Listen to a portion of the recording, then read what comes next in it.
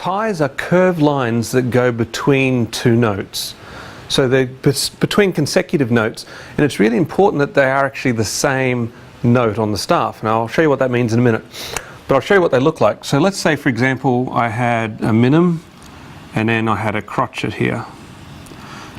You would see a curved line that goes between one to the next.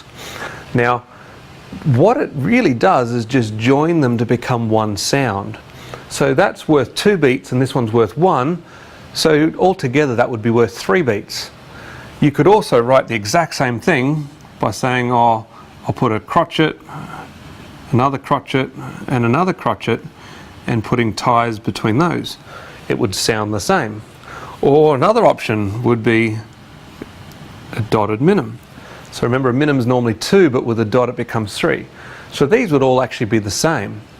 Now notice the stems go down on this and the tie goes above. If, for example, the stem goes up, so you see 2 crotchets like that, and you see it, the tie would go the opposite way to the stem. Now on the music, let's say I had a note here, and then I had a minim in that same position. So the stems are going up, so the tie would go down like that. Alright, now the only time that you'll ever find the stems are different directions is if I have a note there and a note there, and this one goes down, this one goes up. Because remember, if it's in the middle it can go either way. Now you can choose which way you'd like the tie to go. Now it could go up like that, or it could go down. So both are correct. Now you wouldn't put both in the same example, but you'd choose which one. Now usually you'll see if the first stem goes down, it goes the opposite way.